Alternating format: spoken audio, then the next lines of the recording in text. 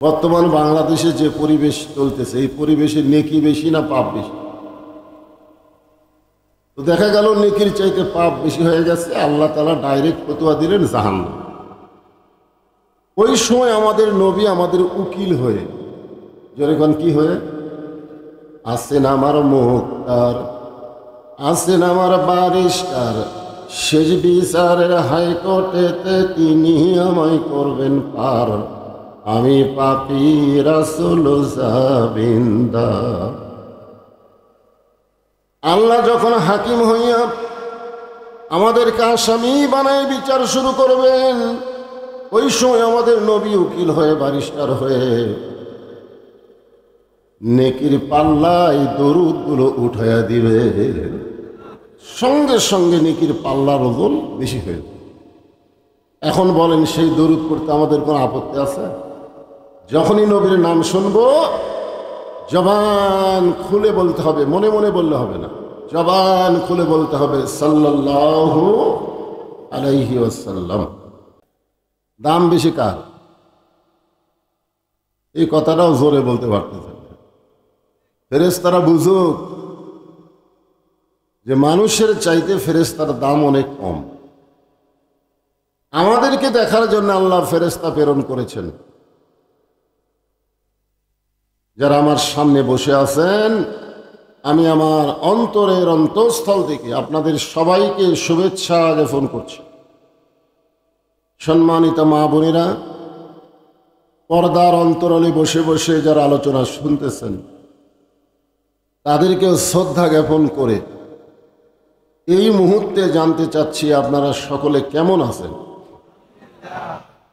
আলহামদুলিল্লাহ রাব্বিল আলামিন। যে আল্লাহ শারীরিক সুস্থতা দান করে মানসিক প্রশান্তি লাভের জন্য আজকের এই জান্নাতের বাগানে কবুল করলেন, আমরা সে আল্লাহর উপর খুশি না বেজার? তাহলে জবান খুলে সমস্বরে সকলে বলবো রব্বানা লাকাল হামদ হামদান কাসীরান তাইয়িবান মুবারাকান ফিহি। এখন আপনাদের কাছে আমার একটা প্রশ্ন হলো, আমরা প্রশংসা করলাম কার? কেন করলেন? এমনি এমনি? আল্লাহর প্রশংসা করার বহু কারণ। তার মধ্যে এক নম্বর কারণ হলো আল্লাহ জন্মগতভাবে আমাদেরকে মুসলমানের ঘরে কবুল করেছেন। আল্লাহ যদি আমাদেরকে হিন্দুর ঘরে পাঠাতো, ইহুদি খ্রিস্টান বৌদ্ধদের ঘরে আল্লাহ আমাদেরকে যদি পাঠাতো, আমাদের করার কিছু ছিল? তো যে আল্লাহ অন্য কোনো ধর্মে না পাঠাইয়া সরাসরি মুসলমান ধর্মে আমাদেরকে কবুল করেছেন, আমরা সে আল্লাহর উপর খুশি না বেজার? তাহলে জবান করে আরেকবার বলি আলহামদুলিল্লাহ। আমরা আল্লাহর প্রশংসা করার কারণ হলো আল্লাহ আমাদেরকে বিশ্ব নবীর উম্মত হিসাবে কবুল করেছেন। যেই নবী লাইলাতুল মেরাজে জান্নাতের মধ্যে ঢোকার পরে ফেরেশতা জিবরাইল বললেন, হে রাসূলুল্লাহ, আপনি যদি জান্নাত থেকে বের না হন, আল্লাহ আপনাকে জান্নাত থেকে বের করে দিবে। জোরে কোন দিবে? কেন দিবে না? কারণ জান্নাতের ভিতরে আল্লাহ লিখে রাখছেন সালামুন আলাইকুম তিবতুম ফাদখুলুহা খালিদিন। এই আয়াতের বাংলা অর্থ হলো, কেউ যদি একবার জান্নাতের মধ্যে প্রবেশ করে, আল্লাহ তাকে চিরস্থায়ীভাবে জান্নাত দিয়ে দিবে। এখন জিবরাইল বলতেছে, হুজুর আপনি জান্নাতে প্রবেশ করলেন, আপনি যদি বার না হন, আল্লাহ আপনাকে বার করে দিবে না। সঙ্গে সঙ্গে আল্লাহ নবী এত রাগ করলেন, নবী রাগ করে বলেন, জিবরাইল, আল্লাহ যদি আমাকে জান্নাতে থাকার জন্য ঢুকতে বলতেন, আমি জান্নাতে ঢুকতামই না। আমি জান্নাতে প্রবেশ করেছি শুধু জান্নাত দেখার জন্যে। আমার আল্লাহ আমার উম্মতের জন্য কেমন জান্নাত বানাইছে এটা দেখার জন্য প্রবেশ করেছি। আমি সেই দিন জান্নাতে থাকার জন্য ঢুকব যেদিন আমার সমস্ত উম্মতেরা জান্নাতি হবে। চিন্তা করে দেখেন, আমাদের নবী এমন একজন নেতা যেই নেতা জান্নাতে যাওয়ার পরেও উম্মতকে ভোলে না। আর এখনকার অনেক নেতা আছে সংসদে গেলেই আর আমাদের কথা মনে রাখে না। ধরে কোন কথা ঠিক কিনা? তো কাকে নেতা হিসেবে গ্রহণ করবেন? এই যে দরুদ শরীফের মধ্যে আপনারা কি বললেন? আল্লাহুম্মা সাল্লি আলা সাইয়্যিদিনা। সাইয়্যিদিনা শব্দের অর্থ কি? আমাদের নেতা। ধরে কোন আমাদের কি? এমন নেতা যেই নেতা জান্নাতে যাওয়ার পরেও উম্মতকে ভোলে না।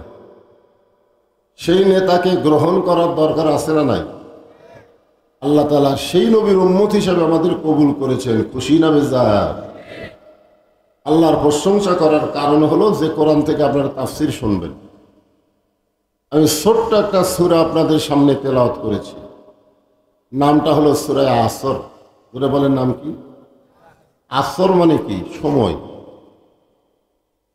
সময়ের কিন্তু অত্যন্ত গুরুত্ব আছে। এই যে আপনারা সারা রাত ব্যাপী মাহফিল করতেছেন, হযরত ওমর ফারুক বললেন, ইয়া রাসূলুল্লাহ, 3 ওয়াক্ত নামাজ তাড়াতাড়ি আর 2 ওয়াক্ত নামাজ লম্বা কেন? কয় ওয়াক্ত তাড়াতাড়ি? 3 ওয়াক্ত। একটা হলো আসর, মাগরিব আর ইশা। দেখবেন এই 3 ওয়াক্ত নামাজ কিন্তু 1 ওয়াক্ত শেষ হতে আর 1 ওয়াক্ত এসে যায়। ধরে কোন ঠিক কিনা? কিন্তু ইশা থেকে ফজর, ফজর থেকে জোহর, এই 2 ওয়াক্ত লম্বা কেন? আল্লাহর নবী বললেন, ওমর, যেই প্রশ্ন তুমি আমাকে করলে এই প্রশ্নই আমি আল্লাহকে করেছিলাম। আল্লাহ পাক বললেন যে ফজরের নামাজের পরে জোহর পর্যন্ত একটা লম্বা সময় আল্লাহ দেওয়ার কারণ হলো মানুষ দুনিয়াতে কাজ কাম করবে, চাকরি বাকরি করবে, ব্যবসা বাণিজ্য করবে। এইগুলো করতে গিয়ে তার দেহের যে ক্ষয় হবে, এশা থেকে ফজর লম্বা সময় ঘুম পারলে ওই ক্ষয়টা আল্লাহ পুরা করে দিবে। এখন আপনারা বলেন, এই যে সারা রাত আসো না, আপনারা যে সারাদিন কাজ কাম করলেন, এই যে দেহের ক্ষয় হলো, ঘুমের মাধ্যমে এই ক্ষয়টা আল্লাহ পুরা করে দেয়, কিন্তু আপনারা তো ঘুমাতে পারতেছেন না।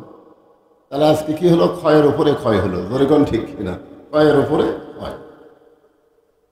আল্লাহ তাআলা বললেন, ওয়ালা আসর, সময়ের কসম। কারণ বর্তমানে বাংলাদেশে যেই সময় চলতেছে, আপনারা বলেন তো এই সময়টা কেমন? এই যে ছেলেরা কোরআনের মাহফিল করতেছে, অথচ ওরা কিন্তু কোরআনের মাহফিলে বসতেছে না, ওরা খালি চারিদিকে ঘুরঘুর করতেছে। জোরে কোন কথা ঠিক কিনা? কোরআনের মাহফিল যারা করলেন কষ্ট করে, তাদের উচিত হলো কোরআনের মাহফিলে বসে যাওয়া। জোরে কোন কথা ঠিক? এই মাইকের সাউন্ড এরকম চেনচেনি করলো কেন? সাউন্ড মোটা করে দিন। আমার এক গ্রাম সম্পর্কে খালা, তার একটা নাতি হয়েছে। নাতি আমার এই গঞ্জে বাদান, একটু পানি পড়া দেওয়া তো, খালি কান্দে। পানি পড়া দিলাম, কান্না থামে না। আমার এই গায়ে পানি পড়া দিলে হবে না, সরাসরি একটু আমি সরাসরি সূরা ফাতিহা পড়ে ফালাক নাস পড়ে ওকে ফু দিলাম, ওর কান্না আরো বাড়ে গেছে। তখন আমার খালা বলতেছে, বাজান, বর্তমান সময়ে দোয়া দরুদের আর দাম নেই। 1-8 মাস পরে আমি বললাম, খালা খবর কি? আপনার নাতিকে আর কান্দে? কয় না, আর কান্দে না। তো কোন দোয়ায় কান্না বন্ধ হলো? বলে ওর বাপ একটা মোবাইল কিনে দিছে, যখনই কান্দে তখনই চালু করে দিই, আর কান্দে। তো বর্তমান সময়ে দোয়া দরুদ দিয়ে কান্না থামতেছে না, মোবাইল চালু করে কান্না থামাতে হয়। এখন বলেন এই সময় কি খুব ভালো? আল্লাহ সেই সময়ের কসম করে বলতেছেন, একটু মনোযোগ দিয়ে শোনা লাগবে। কঠিন সময় চলতেছে। আমাদের যুবকদের হাতে 4G 5G একটা করে মোবাইল আছে। জোরে কার আছে না? আমার মতন বক্তাকে বলে, হুজুর একটা সেলফি নেব। এক সময় আমরা ছোটবেলায় ছবি তোলাকে হারাম বলতাম। ছবি তোলা কি? অনর্থক ছবি তোলা হারাম। আর বর্তমান সমাজে আমাদের মতন বক্তাদেরকে বলতেছে, হুজুর একটা সেলফি নেব। সময়টা কি ভালো চলতেছে? এমন একটা কঠিন সময়, যেই সময়ে ভারত 400 বছরের পুরাতন বাবরি মসজিদ ভাঙ্গা ওই জায়গায় রাম মন্দির বানাচ্ছে। জোরে কোন কথা ঠিক কিনা? আপনারা বলেন তো, ভারতে কি মন্দির বানানোর জায়গা নাই? জোরে কোন আছে না নাই? তাহলে অন্য ফাঁকা জায়গায় মন্দির না বানায়া বাবরি মসজিদের জায়গায় মন্দির বানালো। আর সেই ভারতের স্টার জলসা জি বাংলা আমাদের বাংলাদেশের নারীরা দেখতেছে, জনগণ কথা ঠিক কিনা? আর ওই স্টার জলসা জি বাংলা দেখার কারণে হিন্দুদের পূজার বাদ্য মুসলমানের ঘরে বাজতেছে। ওদের নাটকের মধ্যে পূজা আছে না নাই? এখন মুসলমানের ঘরে হরি হরি লোলো লোলো, হরি হরি লোলো লোলো। আপনারা বলেন তো, যেই সময় মুসলমানের ঘরে হিন্দুদের পূজা বাজে, এই সময় কি খুব ভালো? সেই সময়ের কসম আল্লাহ করলেন। আব্দুল আলিম আজ থেকে 50 বছর সময় নিয়ে একটা গান গাইছেন। কি নিয়ে? আব্দুল আলিমের নাম শুনছেন? হ্যাঁ, সময় নিয়ে একটা গান গাইছেন। যাব মিশে মায়ায় বন্দি থাইকা করলাম কত খেলা, পশ্চিমে তাকিয়া দেখো তোমার ডুবে গেছে বেলা, এক পলকের নাই ভরসা, মিশে সকল আশা, তখন বুঝি দারুণ ঝড়ে ভাঙবে তোমার বাসা। দুই ছেলে চাষটলে গল্প করতেছে, অমুকের ফাঁসি হলো, অমুকের ফাঁসি হলো, অমুকের ফাঁসি হবে। আমি তখন কাছে গিয়ে বললাম, বাজান তোমাকেরও মৃত্যু হবে। যেই বলছি তোমাকে মৃত্যু হবে, চুম করছি। চমকে উঠলে কেন? কারণ ফাঁসির তারিখ আছে, মরার কোনো তারিখ নাই। ধরে কোন কথা ঠিক কিনা? আপনারা বলেন, আমরা যে মরবো, এই মরার কোনো তারিখ আছে? তাহলে যেই সময় আজকে আমাদের কাছ থেকে চলে যাচ্ছে, যে রাত আজকে আমাদের কাছ থেকে বিদায় দিচ্ছে, শত চেষ্টা করলে এই রাত, এই সময় কিন্তু আমরা আর ফিরে পাবো না। ধরে কোন কথা ঠিক কিনা? এই জন্য আল্লাহ তাআলা সময়ের কসম করলেন। সময়ের কসম করে, মাইকের সাউন্ডটা ফ্যান বেশি করতেছে বাবা, একটু ফ্যান কমে দাও। সময়ের কসম করে আল্লাহ বললেন, ইন্নাল ইনসানা লাফি খুসর।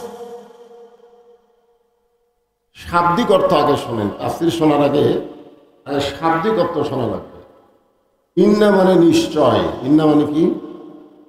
ইনসান মানে মানুষ। ইনসান মানে, আচ্ছা এই মানুষের মধ্যে খালি কি পুরুষ মানুষ আছে না মেয়ে মানুষ? এখন আমাকে একজন প্রশ্ন করতে, হুজুর পুরুষ মানুষ মারা গেলে আমরা 3 কাপড় দিই, মেয়ে মানুষ মারা গেলে আমরা 5 কাপড় দিই, কিন্তু হিজড়া যদি মরে কয় কাপড়? আমি জীবনে প্রথম আটকে গেলাম, কারণ আমাকে এলাকাত একটা হিজড়াও মরেনি। আপনাকে এলাকাত কোনো হিজড়া মরছে? তা আমাকে এখন বলতে যে হুজুর পুরুষ মানুষ মারা গেলে 3 কাপড়, মেয়ে মানুষ মারা গেলে 5 কাপড়, তো হিজড়া মরলে 6 কাপড়? আমি তো আশ্চর্য হয়ে গেলাম, কারণ মানুষের মধ্যেও হিজড়া আছে। যেরকম আছে না নাই? আপনাকে পার্শ্ববর্তী রংপুরে জাতীয় পার্টির সভাপতির সাথে কিন্তু একটা হিজড়া দাঁড়া ছিল। যেরকম কথা ঠিক কিনা? দাঁড়া ছিল না?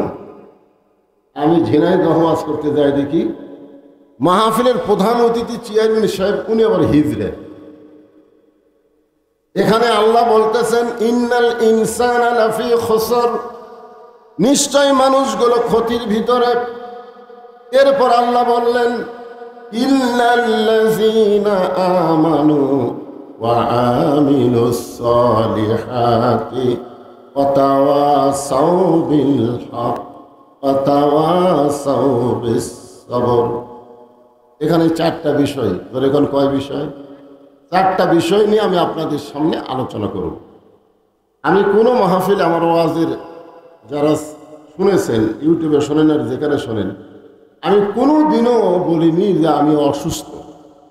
ওয়াজের টেজে আসে আমি কোনোদিনও বলিনি, কিন্তু আজকে আসলে আমি খুবই অসুস্থ। রাস্তার মাঝখানে অসুস্থ হয়ে গেছিলাম। এখানে আসার পর থেকে আমি কোনো কিছু খাইনি, না খেয়ে আছি, কারণ আমার প্রেশারটা এত বেড়ে গেছে। ওষুধ খাচ্ছি তাও কমতেছে না, ডায়াবেটিসও বেশি। এখন এসে যখন সারছি, আপনাদের সামনে তো কিছু কথা বলাই লাগবে। ধরে ঠিক কিনা? খুব গুরুত্ব দিয়ে কথাগুলো শুনবেন। 4টা বিষয় আমি আপনাদের সামনে আলোচনা করব, খুব মনোযোগ দিবেন।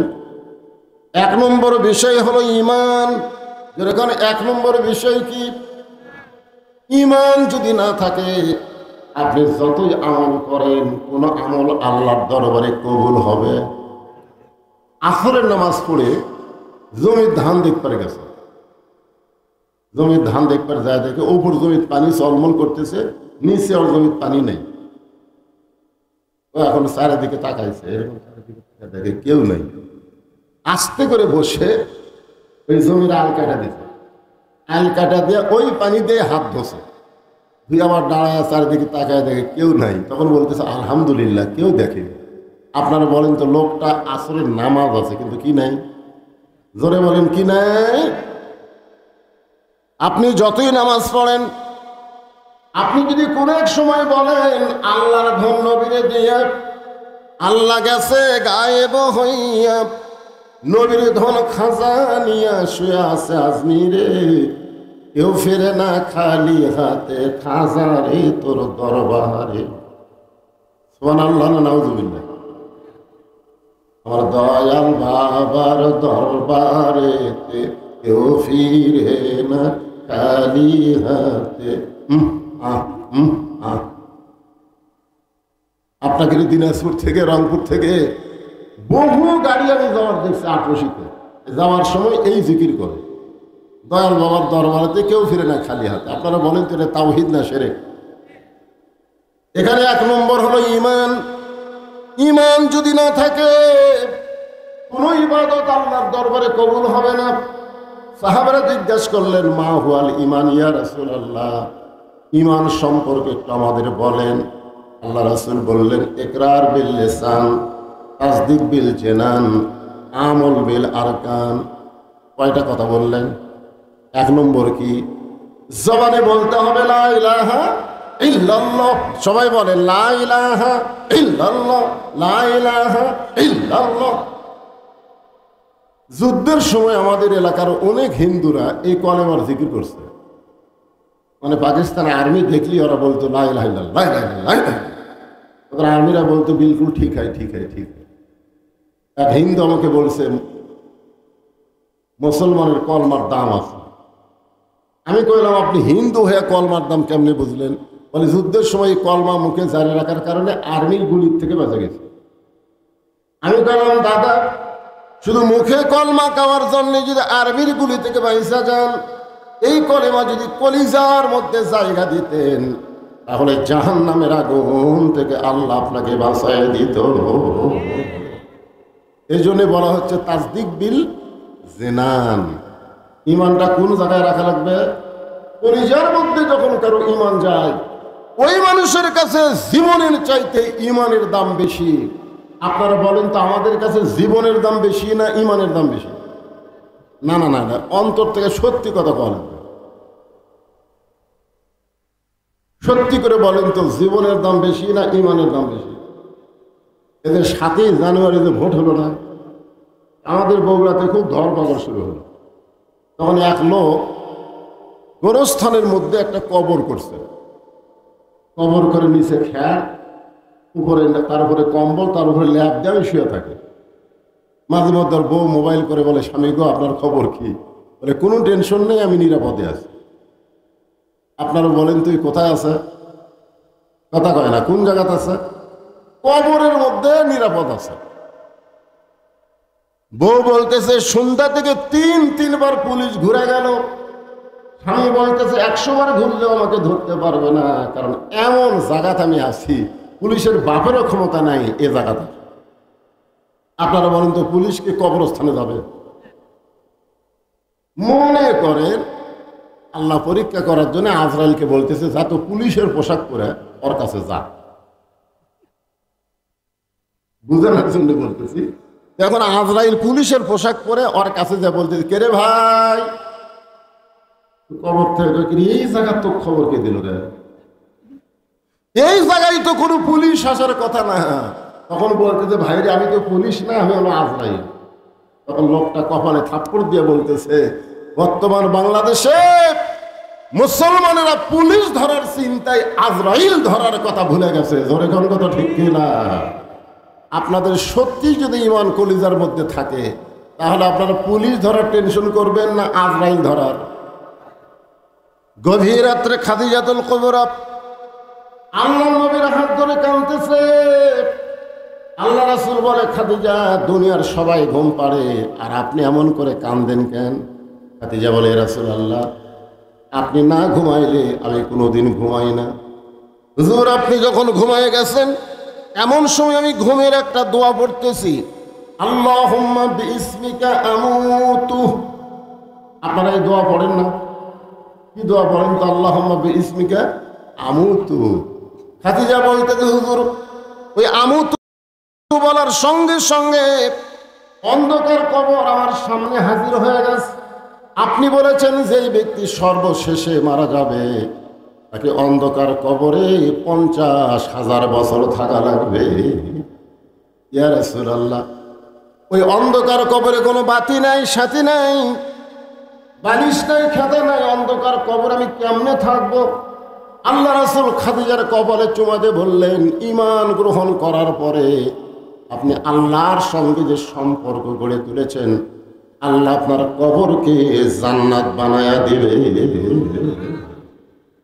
তোমার আল্লাহ যে বললেন, কথাটা কি আপনার বুঝতে পারলেন? ঈমান গ্রহণ করার পরে আপনি আল্লাহর সঙ্গে যে সম্পর্ক গড়ে তুলেছেন, আল্লাহ আপনার কবরকে জান্নাত বানায়া দিবে। আপনার বলেন তো, ঈমান গ্রহণ করার পরে আল্লাহর সঙ্গে সম্পর্ক করতে গেলে 1 নম্বর ইবাদতের নাম কি? সবাই বলেন রে ভাই। আচ্ছা, যে ব্যক্তি নামাজ পড়ে না, আল্লাহ রাসূল বলেছেন, লা সালাতা লা ঈমানা, যার নামাজ নাই তার ঈমান নাই। আপনারা যারা আমার সামনে বসে বসে ওয়াজ শুনতেছেন, আপনাদের মধ্যে কারা কারা ঈশার নামাজ পড়েননি? না, হাত তুলবার বলবো না।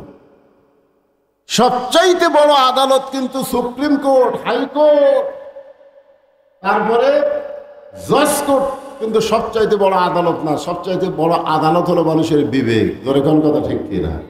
আপনার বিবেককে আপনি প্রশ্ন করে দেখেন।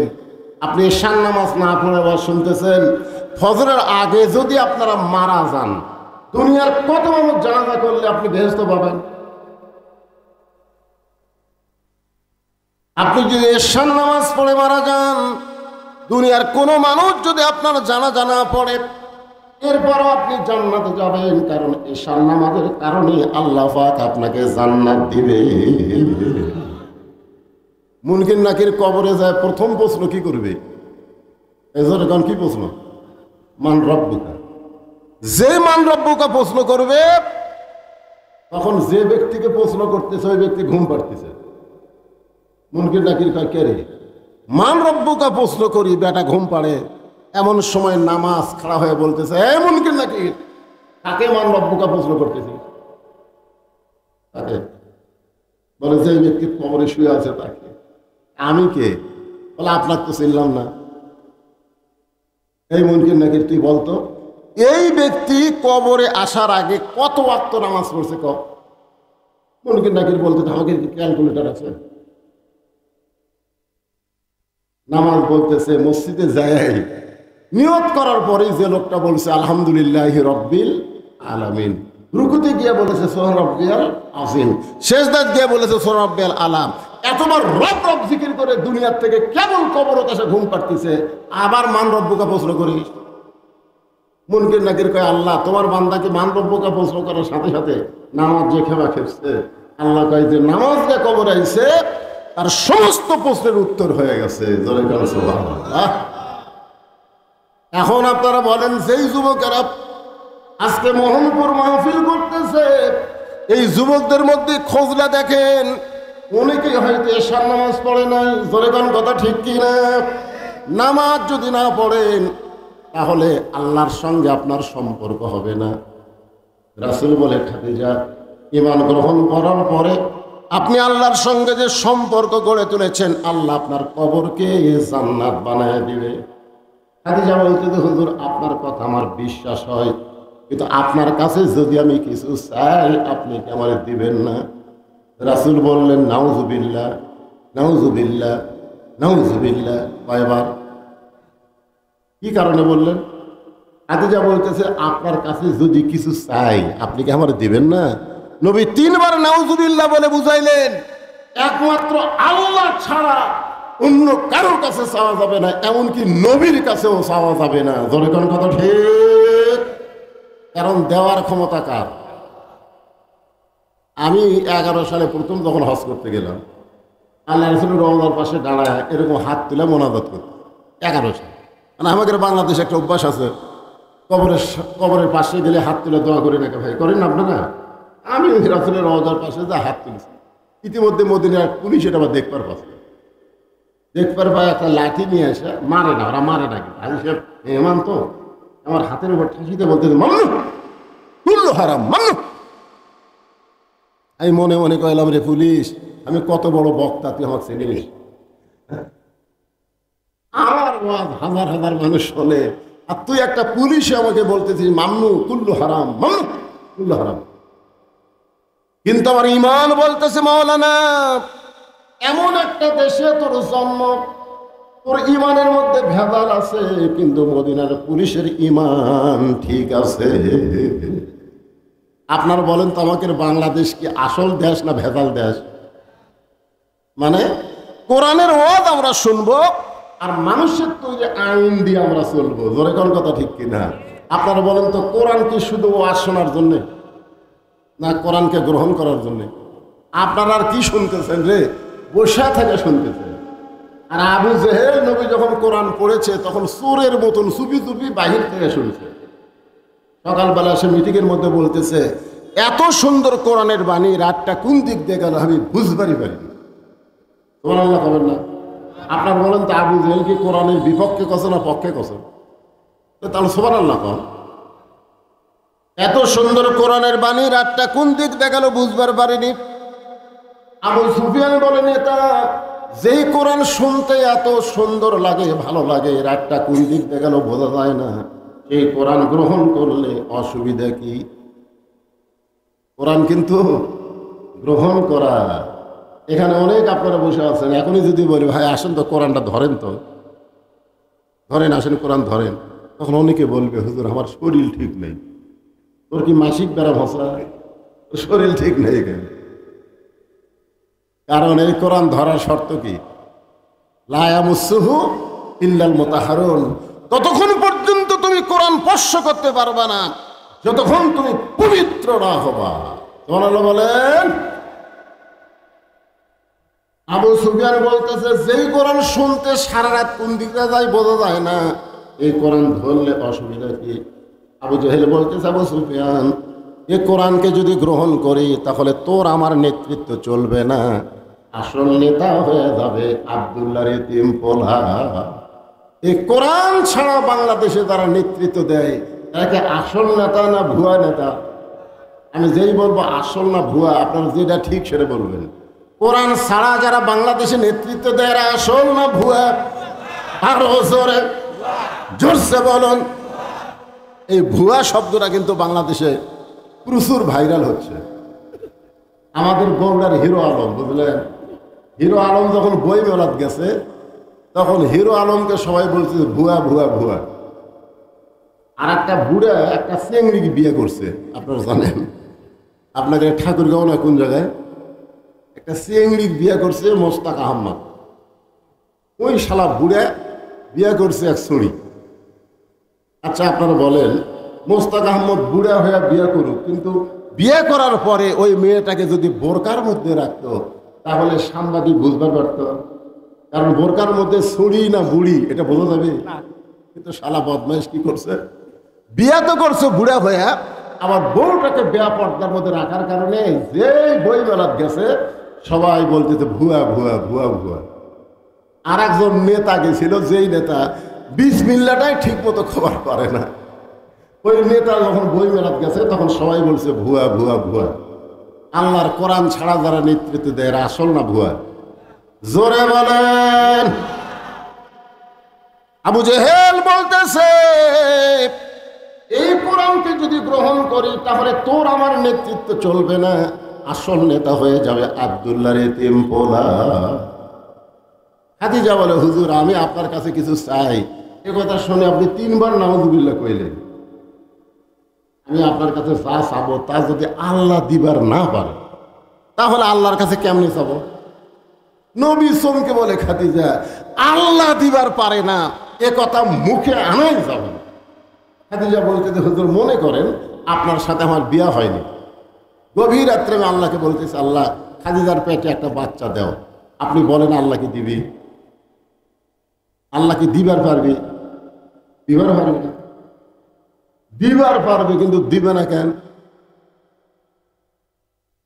আল্লাহ একজনকে দিয়েছিল, তার নাম হলো মরিয়ম। ধরে কান, তার নাম কি? স্বামী ছাড়া পেটে বাচ্চা দেওয়ার কারণে জাকারিয়া নবীকে সবাই যখন আক্রমণ করলো, জাকারিয়া কান দেওয়ার পরে, আল্লাহ কাম করলে তুমি আর পিটন খাচ্ছি আমি।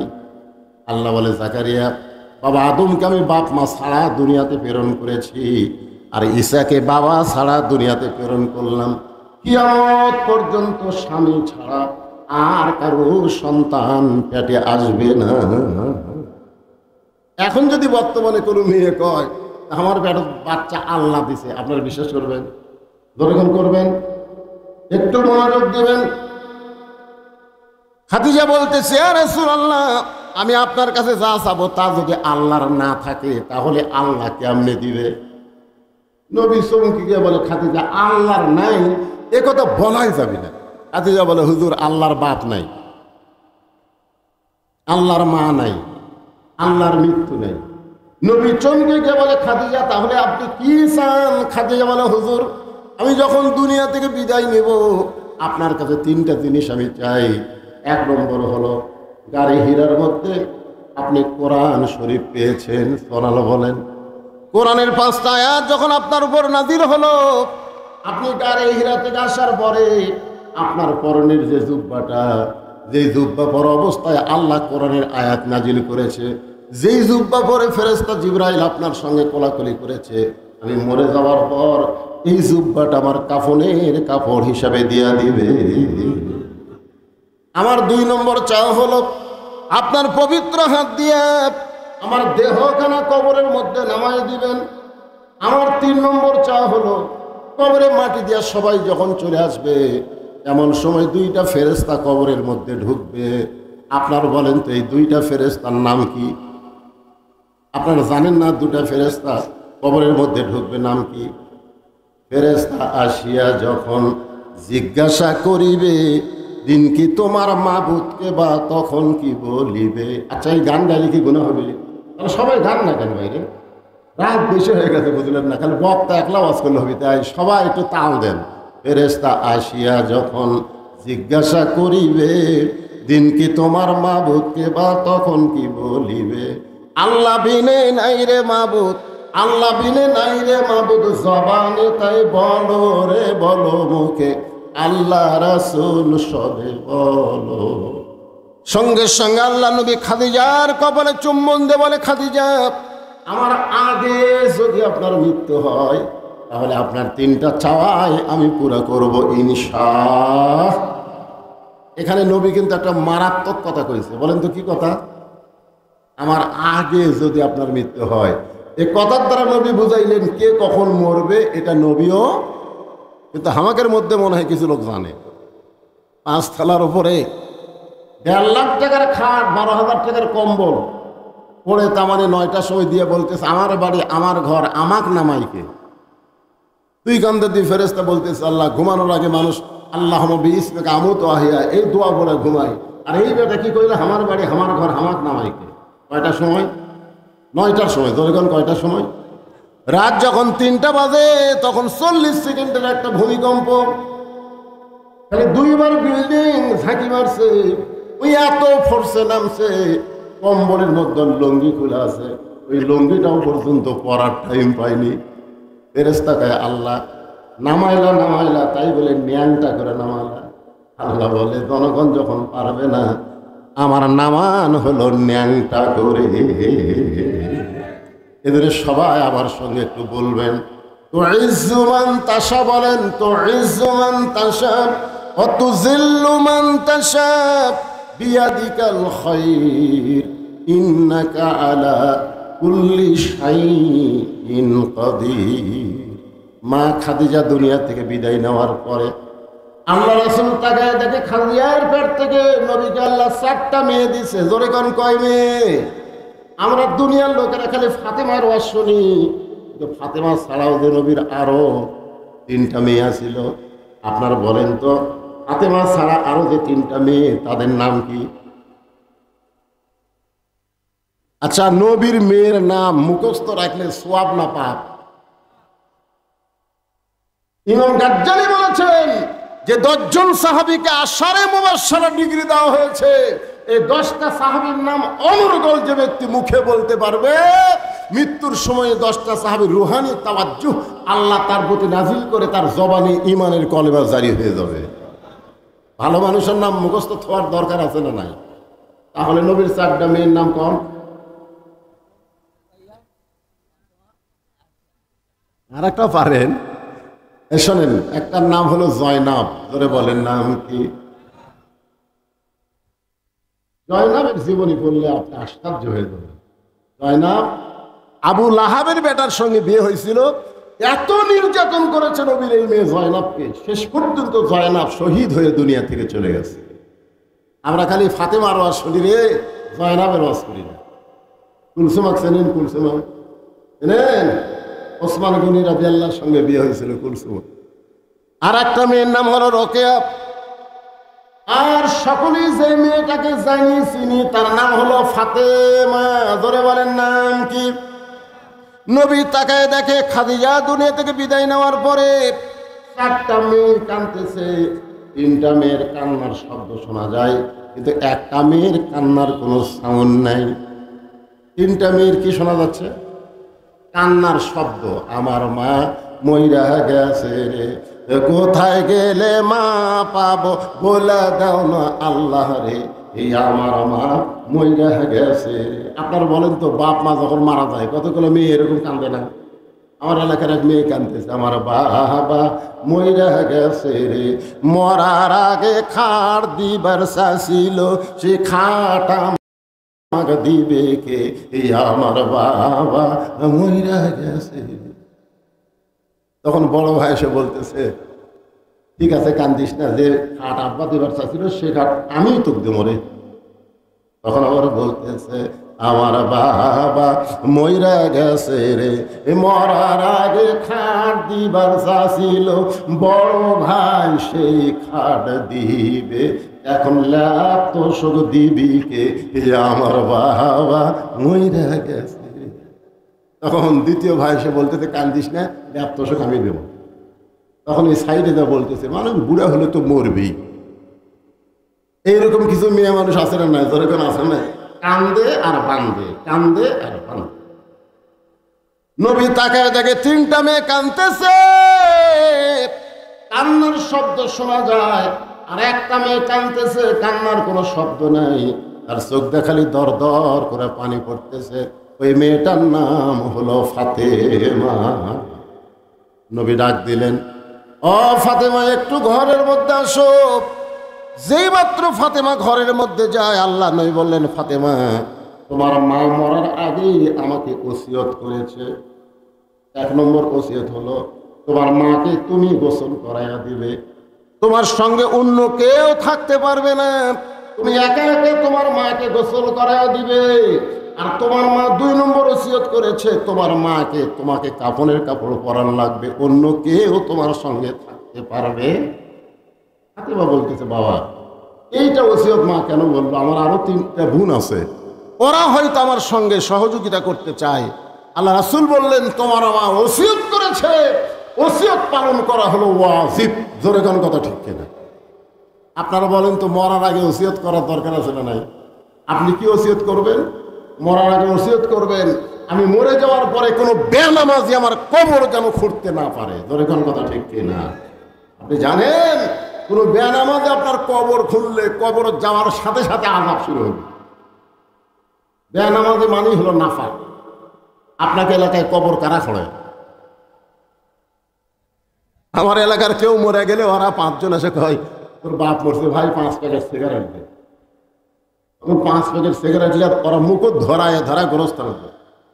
গোরস্থানে যায়, কোদাল মারতেছে ওর মুখ সিগারেট, মাটি তুলতেছে ওই একটা সিগারেট খাচ্ছে, সমান করতেছে ওই একটা সিগারেট।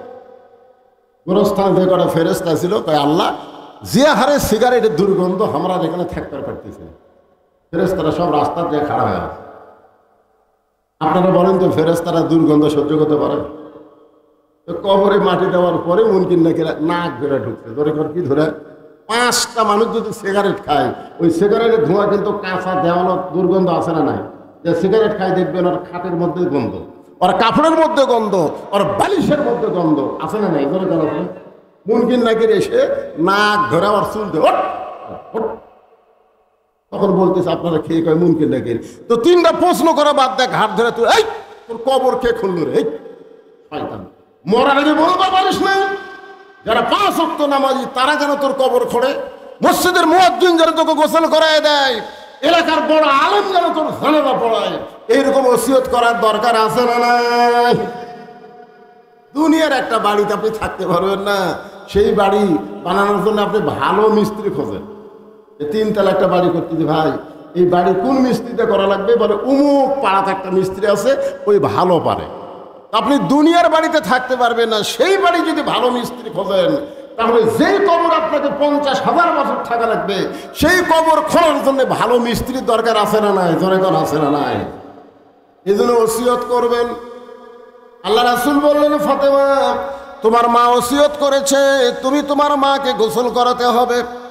2 নম্বর ওসিয়ত হলো তোমার মাকে তুমি কাফনের কাপড় পরাবে। ফাতেমা বলতেছে, বাবা আমার মা আমাকে ওসিয়ত কেন করলো? আল্লাহ রাসূল বলে, ফাতেমা একদিন গভীর রাত্রে তোমার মায়ের সঙ্গে আমার গল্প হচ্ছে, তোমার মা আমাকে বলতেছে, হুজুর যে কোনো সময় আমি মারা যাব, আমি মারা যাওয়ার পর আমার রেজাল্ট কি?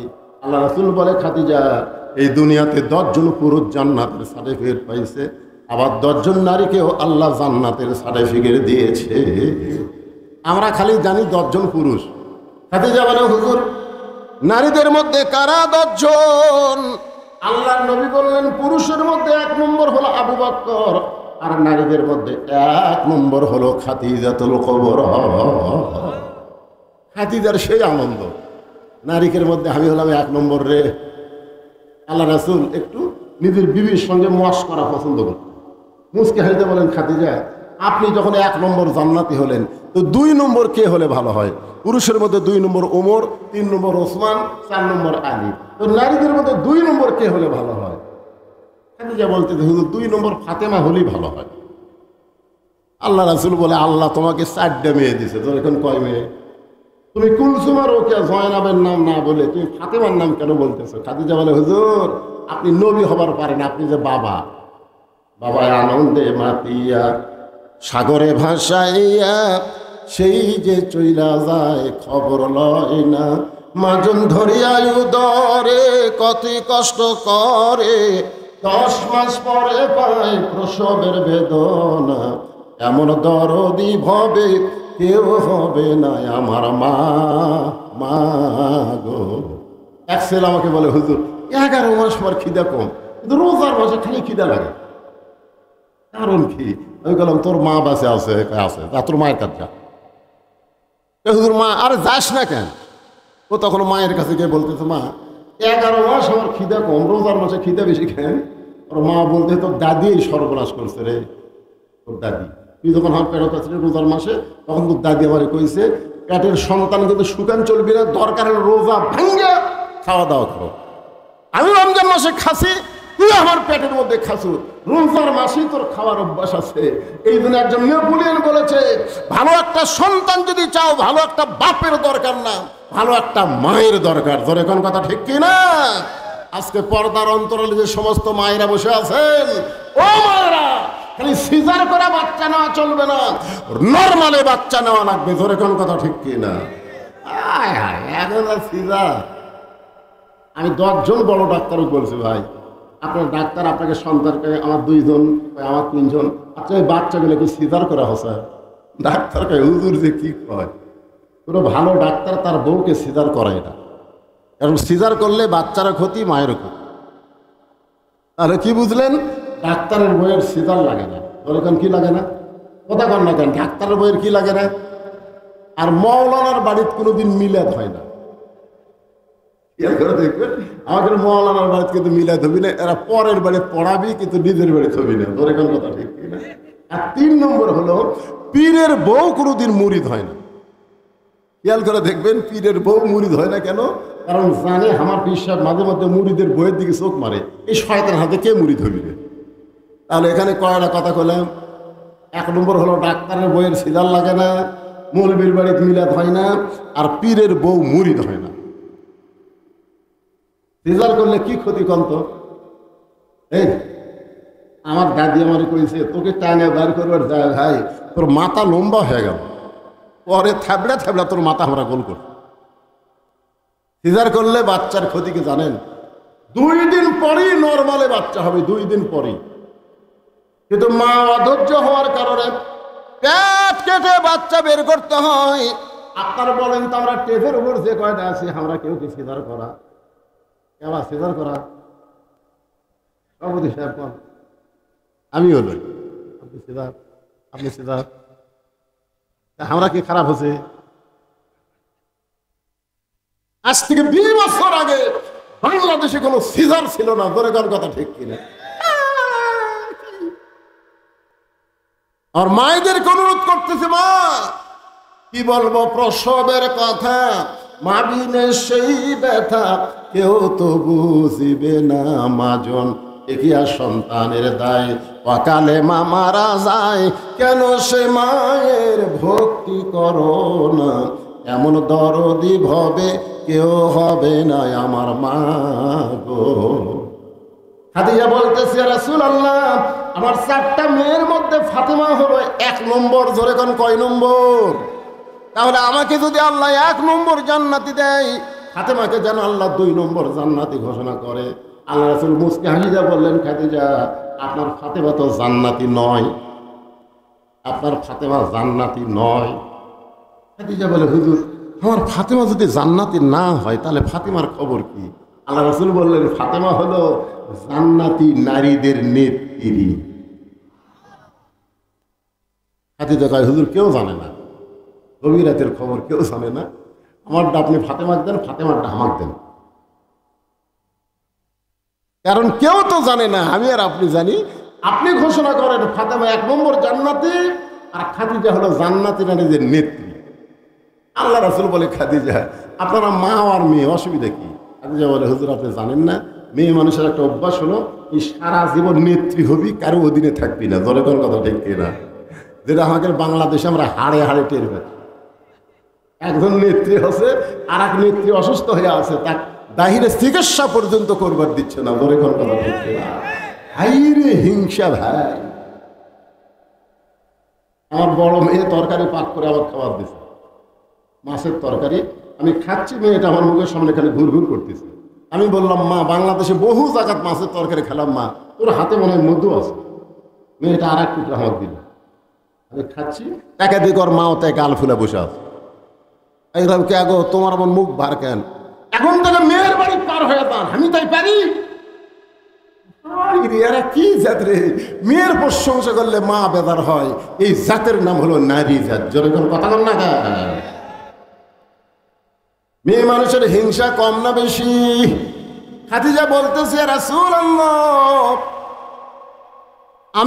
আমি হব জান্নাতি নারীদের নেত্রী, আর ফাতেমা হবে 1 নম্বর জান্নাতি। রাসূল বললেন, খাদিজা আমি হলাম বন্টনকারী, দেওয়ার মালিক হলো আল্লাহ। আল্লাহ নবী কি কারি? বন্টনকারী, দেওয়ার মালিককে। খাদিজা বলে, হুজুর মাও বাদ দে, মেয়েকে আল্লাহ খাতুনে জান্নাত ডিগ্রি কেন দিল?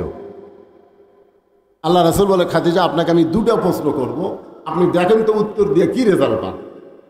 1 নম্বর প্রশ্ন হলো, আপনি কত বছর বয়সে ইসলাম গ্রহণ করছেন? খাদিজা বলে, হুজুর 55 বছর বয়সে ইসলাম গ্রহণ করছেন। আল্লাহ রাসূল বলে, ইসলাম গ্রহণ করার আগে আপনি কি ছিলেন? খাদিজা বলতেছে, আমি কাফের ছিলাম। আল্লাহর নবী বললেন, খাদিজা আপনার হায়াতের 55 বছর আপনি কুফরি হালে কাটাইছেন, এখন আপনি বলেন আপনার ফাতেমা কত বছর বয়সে ইসলাম গ্রহণ করছে? খাদিজা বলতেছে, জান্নাতি জান্নাতি, আমার ফাতেমা জান্নাতি হয়েই জন্মগ্রহণ করছে। আল্লাহ রাসূল বলে, খাদিজা 2 নম্বর প্রশ্ন হলো, আপনার নাকের সাইজ, মুখের সাইজ, দাঁতের সাইজ, আপনার গায়ের রং, এটা দুনিয়ার কত পুরুষ বলতে পারে? খাদিজা বলতে তো হুজুর 40 বছর বয়সে যখন আপনাকে স্বামী বলে স্বীকার করলাম, ওই সময় মক্কার সবচাইতে বড় ব্যবসায়ী ছিলাম। ওই ব্যবসা করার কারণে হাজার হাজার পুরুষের সঙ্গে আমার লেনদেন হয়েছে। আমার নাকের সাইজ, মুখের সাইজ, গায়ের রং হাজার হাজার পুরুষ বলতে পারে। আল্লাহ রাসূল বলে, খাদিজা এখন বলেন আপনার ফাতেমার মুখের সাইজ কেমন, ফাতেমার দাঁতের সাইজ কেমন, ফাতেমার গায়ের রং কেমন, এটা দুনিয়ার কত পুরুষ বলতে পারে? খাদিজা কান্দের বলে, আমার ফাতেমা পর্দানিশী, পর্দার মধ্যেই জন্ম নিয়েছে। যেদিন ফাতেমা আমার পেট থেকে জন্ম নিল, আমি মা হইয়া তাকায় দেখি ফাতেমা তার ইজ্জত ওই হাত দিয়া চেপে ধরে আছে। রাসূল বলে, খাদিজা ফাতেমা শুধু জন্মের সময় পর্দানিশী না, আমি নবী হিসাবে বলতেছি ফাতেমা পর্দার মধ্যেই বড় হবে। শুধু পর্দার মধ্যেই বড় হবে না, ফাতেমা পর্দার ভিতর দুনিয়া থেকে বিদায় নেবে। গভীর রাত্রে ফাতেমা হযরত আলীকে বুকের মধ্যে নিয়ে বলে, স্বামী গো, আল্লাহ পাক আমার দোয়া কবুল করেছে। আলী বলতে যে ফাতেমা দোয়া কবুল করছে, আনন্দ করো। ফাতেমা বলে, স্বামী কি দোয়া কবুল করছে আপনি কি শুনবেন না? আলী বলতে যে ফাতেমা কি দোয়া কবুল করছে? ফাতেমা বলতেছে, আল্লাহ পাক আমাকে পর্দার ভিতরে মৃত্যু দিবে। আলী বলতেছে, যে মেয়েটা সবসময় পর্দার মধ্যেই থাকছে তার মৃত্যু তো পর্দার মধ্যে হবে রে। বাংলাদেশের মেয়েরা পর্দা করে না, মরার পরে তাদের পর্দা শুরু হয়ে যায়। জোরে কোন কথা ঠিক কি না? আপনাকে এলাকার মেয়েরা কয় কাপড়? কথা কয় না, কয় কাপড়? আবার খাটলে কি দিয়ে ঢাকা থই? চাদর দিয়ে ঢাকা থই। ফেরেশতা কয়, আল্লাহ এই মেয়া যখন জীবিত আসলো ওটা পাড়া ঘুরিছে, আর মরার পরে 5 কাপড় দিয়ে আমার খাটনি চাদর দিয়ে ঢাকছে। কারণ কি? আমরা মনে হয় দেশের নাম বাংলাদেশে, এই দেশের মেয়েরা বাঁচতে পর্দা না করলেও মরার পরে করে রে। আমার মায়েদের বলতেছি, মা মরার পরে যদি 5 কাপড় আপনাদের দিতে হয় তাহলে জীবিত অবস্থায় আরো কাপড় বাড়ানো লাগবে। জোরে কোন কথা ঠিক কিনা? আলী বলতেছে, ফাতেমা সারা জীবন পর্দার মধ্যে থাকলে আল্লাহ তোমার পর্দার মধ্যে মৃত্যু দিবে, তাহলে কান্দার কারণ কি? ফাতেমা বলে, স্বামী গো, আমার মৃত্যু কবে হবে এইটাকে আপনি শুনবেন না? আলী বলে, ফাতেমা মৃত্যুর খবর দুনিয়ার কোনো মানুষ বলতে পারে না। ফাতেমা বলতে, স্বামী গো, আল্লাহ পাক আমাকে জানাইছে আজকে গভীর রাত্রে ফাতেমার মৃত্যু হবে। যেই বলছে গভীর রাত্রে মৃত্যু হবে, গাছের গোড়া কাটলে গাছটা যেমন ঠাস করে পড়ে যায়, হযরত আলী তেমনি পড়ে গেলেন ঘরের মাঝায়। মা ফাতেমা মুচকি মুচকি হেসে স্বামীর মাথাটা কুরাতের উপরে নিয়ে কপালে একটা চুম্বন দিয়ে বলে, এমন করে আপনি কাঁদবেন না, কারণ আসলে যাইতে হবে। যিনি মৃত্যুবরণ করবেন তিনি হাসতেছেন, তার নাম কি? আর হযরত আলী কাঁদতেছেন। ফাতেমা কপালে একটা চুমু দিয়ে বলে, স্বামী গো, এমন করে আপনি কাঁদবেন না, আসলে যাইতে হবে। আসলে আমি যে বলবো আসলে, আপনারা সকলে বলবেন যাইতে হবে। আসলে উঠে যাবেন।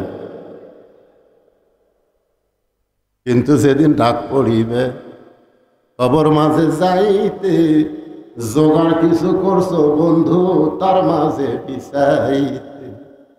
যে কোনো সময় আমাদের ডাক পড়বে। ধরে কোন ঠিক কথা কন না কেন? আর কাজ করে দেখতেছে, কি দেখতেছেন ভাই? বলে 5 তলার ভিত দিয়ে 3 তলা কমপ্লিট হতে পারে, রড বার করে তুছি, আর ওই 2 তলা কবে করি, এই টেনশন সবসময়। 2 কান্দের ফেরেশতা কয়, শয়তান 5 তলার দিকে তাকায়, কবরের দিকে তাকা। বাংলাদেশের কোন কবর 2 তলা নাই, 3 তলা নাই, সমস্ত কবর হলো নিচতলা। জোরে কোন কয় তলা? কথা কন না কেন? কয় তলা? তাহলে কবর আমরা কিভাবে দেখি? আর বাড়ি, যে বাড়ি থাকবার পারবেন না, হাল কাজ করে সেই বাড়ি দেখতেছেন। জবান খুলে ইমানের দাবিতে সকলে বলবেন, আমি যেই বলবো আসলে আপনারা সকলে বলবেন যাইতে হবে। জাত সাকারাতুল মাউত হাক্কুন, সবচাইতে বড় সত্য হলো মৃত্যু। হিন্দুরাও পর্যন্ত বিশ্বাস করে মরা রাখবে। ধরে কোন কথা ঠিক করে করে। আর যে বলে আসলে আপনারা বলুন যাইতে হবে, আসলে আল্লাহ কোরআনে বলেন ইয়া আইয়ুহাল্লাযীনা আমানুত্তাকুল্লাহা হাক্কা তুকাতিহি ওয়া লা তামুতুন্না ইল্লা ওয়া আনতুম মুসলিমুন।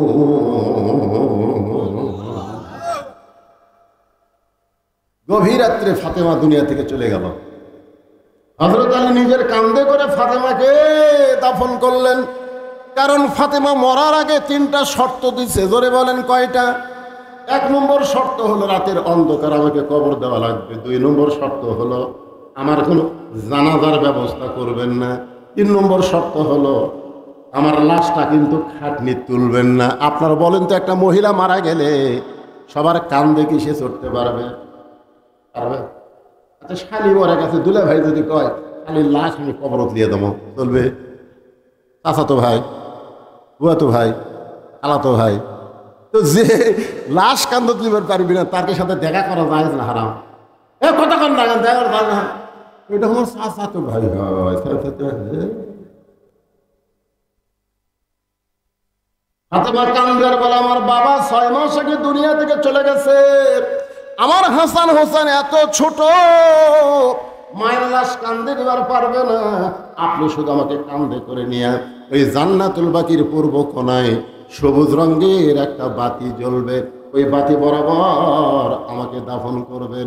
হযরত আলী গভীর রাত্রে ফাতেমার দেহখানা কান্দে করে নিয়ে ওই জান্নাতুল বাকির সবুজ রঙের বাতি বরাবর দাফন করে দোয়া করতেছে, আল্লাহ ফাতেমারে কবুল করো। দোয়া করার শ্বাস তাকায় থাকে, পুরাতন কবর দেখা যায়।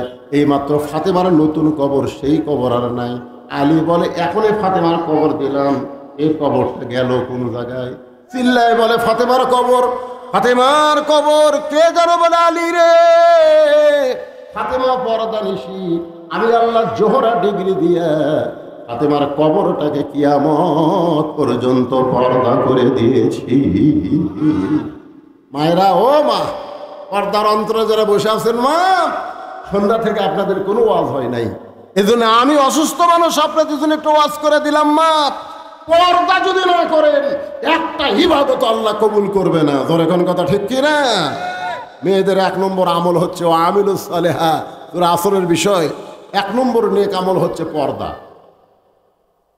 একটু মনোযোগ দেবেন। রাসূল বলে ফাতেমা যাও তোমার মাকে গোসল করায় দাও। ফাতেমা নিজেই তার মাকে গোসল করায় দিলেন। গোসল করানো শেষ হয়ে গেছে, এখন বলতেছে বাবা আমার মাকে কাফনের কাপড় পরাবো, আপনি কাফনের কাপড়ের ব্যবস্থা করেন। সঙ্গে সঙ্গে নবী আমার ওই জুব্বা, কোন জুব্বা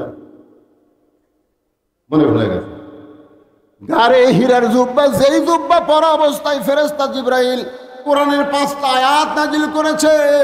নবী যখন বলতেছে আমি পড়তে পারি না, ফেরেশতা জিবরাইল নবীকে বুকের মধ্যে চাইপা ধরছে। ওই জুব্বাটা নবী আর কোনোদিন গায়ে দেয়নি। মাঝে মাঝে জুব্বা দিয়ে গেছে ওনার খেয়াল হয়, এতে যে বলে হুজুর আমার বড় লোক, ওই জুব্বাটা আমার কাফনের কাপড় হিসেবে দিয়ে দিবেন। সঙ্গে সঙ্গে নবী জুব্বা খানা এনে ফাতেমার হাতে দিয়ে বলে ফাতেমা এইটা তোমার মাকে কাফনের কাপড় পরায় দাও। ফাতেমা জুব্বা নিয়ে কান্দের বলে বাবা আমি মায়ের মুখে শুনেছি আপনি নাকি রাখাল ছিলেন, আর আমার মা ছিল মক্কার সবচাইতে ধনবতী। আপনি একজন রাখাল ছিলেন, মা ছিল সবচাইতে ধনবতী। আজকে আমার সেই ধনবতী মা মারা গেল, মক্কার দোকানে নতুন কোনো কাপড় নাই, নতুন কাপড় না দিয়া এই পুরাতন জুব্বা দিচ্ছেন। বাবা মরে যাওয়ার সঙ্গে সঙ্গে কি মার কথা আপনি ভুলে গেলেন? রাসূল কান্দের বলে ফাতেমা এই জুব্বা দুনিয়ার সাধারণ কোনো জুব্বা নয় মা, এই জুব্বার সঙ্গে আল্লাহর কোরআনের সম্পর্ক রয়েছে। আপনারা সত্যি করে বলেন এই কোরআনের সম্পর্ক যার সাথে থাকবে তার দাম কমবে না বাড়বে? একই গাছের কাঠ দিয়া 3টা জিনিস বানাচ্ছে, একটা হলো সোফা, একটা হলো খাট, আর একটা হলো রেহান। চিন্তা ভাবনা করে বলেন তো এই 3টা জিনিসের মধ্যে খাট, সোফা আর রেহান, এই 3টা জিনিসের মধ্যে দাম বেশি কার? সবাই বলেন দাম বেশি কার? কারণ খাটের সাথে মানুষের সম্পর্ক, সোফার সাথে মানুষের সম্পর্ক, আর রেহালের সাথে আল্লাহর কোরআনের সম্পর্ক। রেহালের উপর এরকম কোরআন সব আছে বুঝলেন, হঠাৎ কোরআন সব লিবার যায়, ফট করে রেহাল পায়ের ওপর পড়ছে, ওই রেহাল তুলাই 3 বার সময় খাচ্ছে। রেহাল ভাই কেড়ে খাট, এই দেখ আমাকে লাত্তি মারেনি, পায়ের ওপর পড়েছি, আমার 3 বার সময় খেলো, তোরকে খবর কি? একই গাছের মধ্যেই তো আমরা ছিলাম। কাঠ পাই ভাই, আমার লাত্তানের জন্য রে। তোবা বলতে আমার ওর পা তুলে বসে রে, রে কার স্বভাব তোর কক লাগতে, আর আমি পায়ের কাছে বললাম 3 বার সময় খায়, কারণ কি রে? আর স্বভাব বলতেছে আমাদের সাথে হলো মানুষের সম্পর্ক, আর তোর সঙ্গে আল্লাহর কোরআনের সম্পর্ক। আল্লাহর কোরআনের সাথে সম্পর্ক করলে তার দাম বাড়ে না কমে? এখন যদি আপনাদের বলি আপনারা কারা কারা কোরআনের সাথে সম্পর্ক করবেন, 2 হাত তুলে একটু আল্লাহকে দেখার লাগবে, কারা কারা করবেন? লিল্লাহি তাকবীর, সবাই তোলেন, আল্লাহ কবুল করে নাও। আল্লাহ লিল্লাহি তাকবীর, হাত নামান, হাত নামান। আল্লাহর কোরআনের সঙ্গে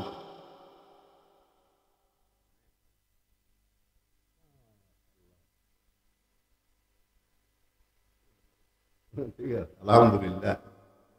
হ্যাঁ, যখন উনি ফাজল পাস করছে, আমার জন্ম হচ্ছে 1/71, আর উনি 67-এ ফাজল পাস করছে, তখন আমি জন্মই হয়। আল্লাহ বর্ষিয়ান একজন মুরব্বী, আল্লাহ হায়াতে তাইবা দান করো, জোরে করে আমিন। এখানে আমি আসার পরই বললো, হুজুর কয়জন ছেলে হাফেজ হতে? কয়জন? 3 জন ছেলে 30 পারা কোরআনের হাফেজ, ওদের মাথাতে একটু পাগড়ি দেওয়া লাগবে। আমি বললাম একটা পরিস্থিতি আসলে ওদের মাথায় পাগড়ি দেওয়া হবে। এখন এই মুহূর্তে এই 3টা ছেলের মাথায় আমরা পাগড়ি দিব, যারা 30 পারা কোরআনের সাথে সম্পর্ক করে কোরআনের হাফেজ হয়ে গেছে। সুবহানাল্লাহ। আপনার বলেন তো হাফেজের দাম কম না বেশি? কারণ কি? আল্লাহর কোরআনের সাথে সম্পর্ক করছে। একজনে উঠা বসা করবে না, এই যে কে উঠতেছে কি জন্যে? আমার কলজা ভরে গেছে, অসুস্থ মানুষ, এতক্ষণ আলোচনা করলাম, একটা লোক আলোচনা করেননি, বরং 2-4টা বাড়িছে। জোরে করেন কথা, ঠিক কিনা? আরে এই এখনই কোরআনের সাথে সম্পর্ক হাত তুললো, উঠে চলে যাচ্ছে, তার মানে কি? এরা ওই বাচ্চাগুলো কোথায় কোথায় নাম ঘোষণা করে দেন, অর্থাৎ পাগড়ি দিয়ে তারপরে হ্যাঁ সকলে জিকির করি, লা ইলাহা ইল্লাল্লাহ, লা ইলাহা। আল্লাহর জিকির করতে অলসতা লাগবে কেন? জবান করে লা ইলাহা ইল্লাল্লাহ, লা ইলাহা, লা ইলাহা ইল্লাল্লাহ মুহাম্মাদুর রাসূলুল্লাহ। আল্লাহ রাসূল বলেন, ফাতেমা এই জুব্বা আমি তোমার মাকে দেইনি মা, বরং তোমার মা আমার কাছে চেয়েছে। ফাতেমা যাও তোমার মাকে কাফনের কাপড় হিসেবে পরায় দাও। আল্লাহ নবীর গাড়ি হীরার জুব্বা ফাতেমা নিয়ে গেলেন মা খাদিজাকে পরানোর জন্য। নবী আমার পিছনে পিছনে, ফাতেমার সামনে সামনে। কোরআনে আল্লাহ বলেছেন আমার নবী যখন রাস্তা চলবে, নবীর সামনে কেউ যাবার পারবে, কিন্তু ফাতেমা যখন রাস্তা চলে তখন আল্লাহর নবী ফাতেমাকে সামনে দিয়ে নিজেই পিছনে পিছনে যায়। মা আয়েশা একদিন জিজ্ঞাসা করছিল, ইয়া রাসূলুল্লাহ আপনার মেয়ে ফাতেমা আপনার সামনে যায়, আপনি পিছনে যান, কারণ কি? আল্লাহ রাসূল বলে, আয়েশা দুনিয়ার সবাই জানে ফাতেমা হলো আমার মেয়ে, আমি নিজের চোখে দেখেছি ফাতেমা হইল আমার মা। ধরে কর না সুবহানাল্লাহ। সেই ফাতেমার সামনে সামনে, নবী পিছনে পিছনে। যে ঘরে মা খাদিজার দেহ শুয়ে আছে, ওই ঘরের মধ্যে ফাতেমা জুব্বা নিয়ে ঢুকলেন। আল্লাহর নবী দরজা বন্ধ করে দাঁড়িয়ে থাকলেন। কিছুক্ষণ পর ফাতেমা দরজা খুলল। নবী তাকায় দেখে ফাতেমা মুস্কি মুস্কি হাসতেছেন। আল্লাহ রাসূল চমকে গিয়ে বলে, ফাতেমা কানতে কানতে তুমি ঢুকলে আর হাসতে হাসতে তুমি দরজা খুললে। ফাতেমা বলতেছে, বাবা কানতে কানতে কেন ঢুকলাম এটাও আপনি জানেন, হাসতে হাসতে দরজা খুললাম এটাও আপনি জানেন। রাসূল বলে, ফাতেমা কানতে কানতে তুমি ঢুকলে এটা আমি জানি, কারণ মাকে মেয়ে কাফনের কাপড় পরাবে, অবশ্যই কানবে। কিন্তু হাসতে হাসতে দরজা খুললে এটা আমি জানি না। এ কথার দ্বারা আমাদের ঈমান পরিষ্কার করা লাগবে। আল্লাহর নবী গায়েব জানে, জোরে বলেন জানে। এখন অনেক ভণ্ড বক্তা বাড়াইছে, তারা নাকি বলে পীর সাহেবরাও নাকি গায়েব জানে। দেখেন ফাতেমা বলতেছে, বাবা কানতে কানতে কেন ঢুকলাম এটা আপনি জানেন, হাসতে হাসতে দরজা কেন খুললাম এটা আপনি জানেন। রাসূল বললেন, কানতে কানতে ঢুকলে আমি জানি, কারণ মেয়ে তার মাকে কাপড়ের কাপড় পরাবে, এই জন্য কানতে কানতে ঢুকলো। কিন্তু হাসতে হাসতে দরজা খুললে আমি জানি না। ফাতেমা বলতেছে, বাবা আমি মনে করতাম আপনি ভিতরেও জানেন বাহিরেও জানেন। আল্লাহ রাসূল বলে, ফাতেমা মা ইয়ানতিকু আনিল হাওয়া ইন হুয়া ইল্লা ওয়াহয়ুন ইউহা। রাসূল বললেন, ফাতেমা তুমি হাসতে হাসতে দরজা কেন খুললে, আমি নবী হয়ে তোমার কাছে জানতে চাই। কারণ কানতে কানতে ঢুকলে মায়ের শরীরে কাফনের কাপড় পরাবা, আর হাসতে হাসতে কেন দরজা খুললে আমি নবী জানতে চাই। নবী যদি জানবার চাই ফাতেমা হাসতে হাসতে দরজা কেন খুললো, আর নবীর উম্মত হিসাবে জানার অধিকার আছে না নাই? কারা কারা জানবেন আল্লাহকে একটু হাত দেখান তো দেখি। লিল্লাহি তাকবীর। মারাত্মক কথা, মারাত্মক কথা। ফাতেমা বলতেছে, বাবা আপনার ওই জুব্বাখানা নিয়ে যখন ঘরের মধ্যে গেলাম, ইয়ানজুরু বি নূরিল্লাহ, এই দুই চোখ বাদ দিয়ে আমি নূরের সাহায্যে দেখলাম। রাসূল বলে, ফাতেমা কি দেখলাম? ফাতেমা বলতেছে, বাবা যা দেখলাম সেইটা আমি বলবো, তাহলে আপনি হন শ্রোতা আর আমি ফাতেমা হলাম বক্তা। আল্লাহর কোরআনের সঙ্গে সম্পর্ক রাখার জন্যে আপনার সকলেই কিন্তু হাত তুলেছিলেন। আজকে আপনাদের এখানে 100 জন আল্লাহর বান্দাকে চাই, 100 জন আল্লাহর বান্দাকে চাই, যে বান্দারা একটা করে কোরআন শরীফ এই নবীর মাদ্রাসায় দান করবেন। নবীর মাদ্রাসায় একটা করে কোরআন শরীফ দিবেন। বাপ মা কবরে গেছে, কোরআন দেওয়ার কারণে আল্লাহ বাপ মার কবরকে যেন জান্নাত বানায় দেয়। ধরে কোন আমিন। একটা কোরআন শরীফ বাজার থেকে কিনে এনে দেওয়া লাগবে না, তাহলে আপনি 500 টাকা দিবেন, একটা কোরআন দানের সওয়াব আল্লাহ আপনার বাপ মার কবরে দিয়ে দিবে। কোন আল্লাহর বান্দা কোরআনের সঙ্গে সম্পর্ক রাখার জন্য এই নবীর মাদ্রাসায় একটা কোরআন শরীফ দান করবেন? টাকা পয়সা কিছুই না বাজান, সবচাইতে বড় দান আল্লাহর নবীর ঘরে একটা কোরআন। আপনাদের মধ্যে এমন কোন আল্লাহর বান্দা আছে যে হুজুর আমার বাপ মা কবরে গেছে, বাপ মা রুহের মাগফিরাতে এই মাদ্রাসায় একটা কোরআন শরীফ আমি দান করলাম, কোরআন বাবদ 500 টাকা দিবেন, একটা কোরআন দানের সওয়াব আল্লাহ আপনার আমলনামায় দিবে। আল্লাহ আপনার বাপ মার কবরকে জান্নাত বানাই দিবে। যাদের বাপ মা কবরে গেছে আমি তাদেরকে অনুরোধ বলবো, টাকা কিছুই না বাজান, বাপ মা জীবিত থাকলে বহু টাকা খরচ হতো। আজকে সেই বাপ মা রুহের মাগফিরাতে একটা কোরআন শরীফ, পৃথিবীর শ্রেষ্ঠ দান একটা কোরআন। মাশাআল্লাহ, বলার সঙ্গে সঙ্গে আল্লাহ তোমার একজন পাগল কোরআন শরীফ বাবদ 500 টাকা দান করছে। আল্লাহ তার বাপ মা যদি কবরে যায়, এই দানের উসিলায় বাপ মার কবরকে জান্নাতের টুকরা বানায় দেন। জোরে কোন আমিন।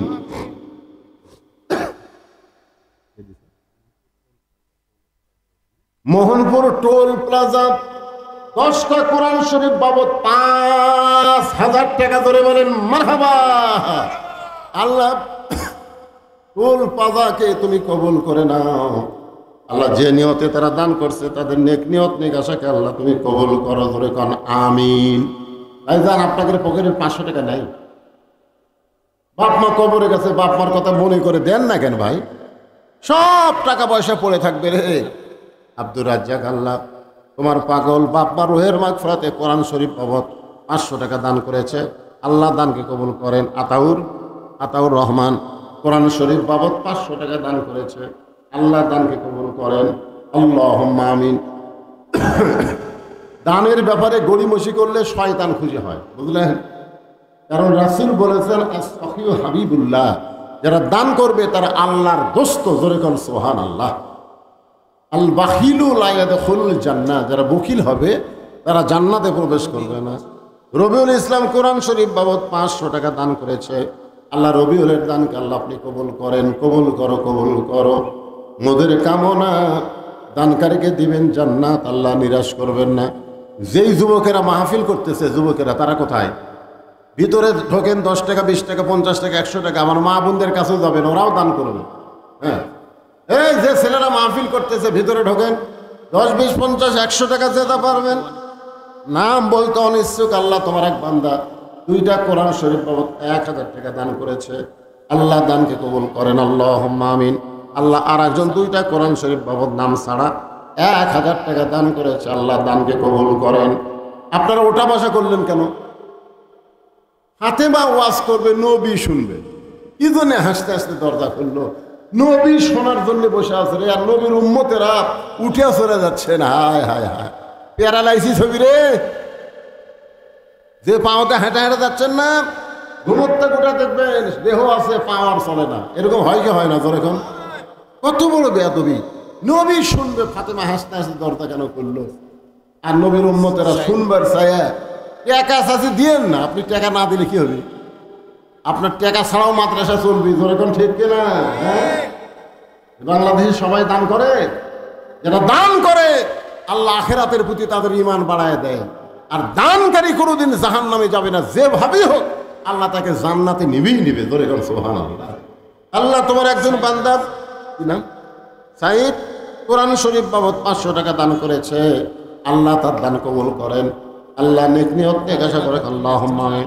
মাশাআল্লাহ, ফাতেমা খাতুন, যে ফাতেমার উপর আওয়াজ হচ্ছে, যে ফাতেমার নামে নামে একজন মা কোরআন শরীফ বাবদ 500 টাকা দান করছে, আল্লাহ কবুল করেন।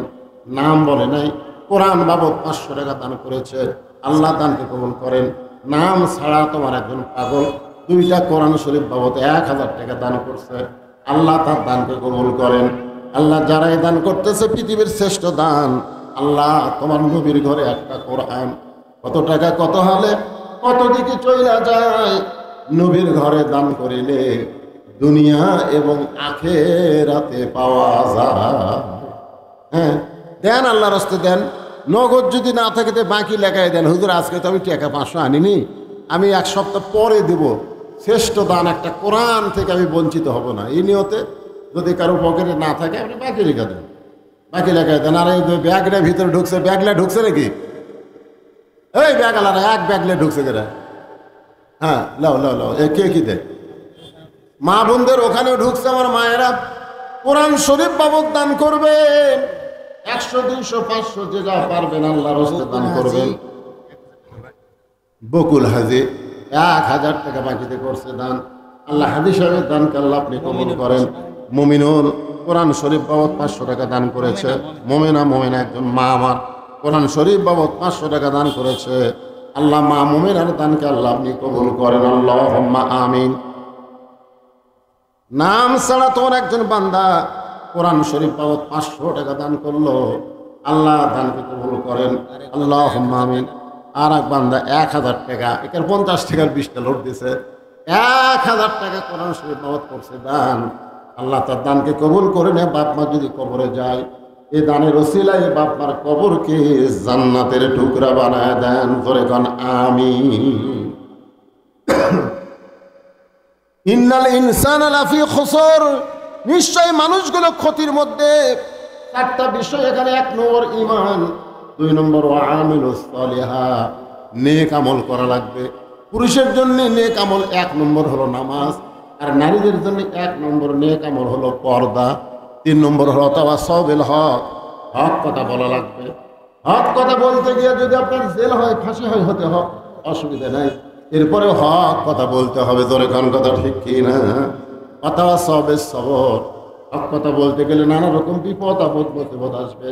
আল্লাহ বলেছেন ওয়ালা নাবলুয়ান্নাকুম বিশাইয়্যিম মিনাল খাউফি ওয়াল জুই ওয়া নাকসিম মিনাল আমওয়ালি ওয়াল আনফুসি ওয়াস সামারাতি ওয়া বাশশিরিস সাবিরিন। আল্লাহ কোরআন শরীফ বাবদ তোমার এক বান্দা 500 টাকা দান করছে, আল্লাহ দানকে কবুল করেন। ওবাইদুল হক, আল্লাহ তোমার নবীর এতিম মাদ্রাসায় কোরআন বাবদ 500 টাকা দান করছে, আল্লাহ কবুল করেন। কে দিল এটা? মনসুর আলী কোরআন শরীফ বাবদ 500 টাকা দান করছে, আল্লাহ তার দানকে কবুল করেন। মামুন টোল কোরআন শরীফ বাবদ বাকিতে 500 টাকা দান করছে। এরকম যদি আপনার লগত না পারেন বাকি লেখা দেন, ভাই দেন দেন, শ্রেষ্ঠ দান রে একটা কোরআন শরীফ। কোরআনের উপর কি আছে ভাই? একটা কোরআন শরীফ বাবদ 500 টাকা দিলে কি হবে? আপনার বাপ মা কবরে কাঁদতেছে, বাবা কান্দে, মা কান্দে। ইমদাদুল ইসলামে 1 মণ ধান এই নবীর মাদ্রাসায় দান করবে। ইমদাদুলের দানকে আল্লাহ আপনি কবুল করেন। এই যে 3 জন হাফিজ সাহেবের মাথায় পাগড়ি দেওয়া হলো, এ হেফজ মাদ্রাসা কিয়ামত পর্যন্ত টিকে থাক। আপনারা কি চান না? জোরাগান চান কি চান না? এই ফাজেল মাদ্রাসা সরকার টাকা দেয় রে। আরে হাফিজি মাদ্রাসা সরকার টাকা দেয়, জোরাগান দেয়। এরা আপনাকেও কিন্তু চলান লাগবে। আপনারা যদি না দেন তাহলে হবে ফাজেল মাদ্রাসার আঙ্গিনায় বসে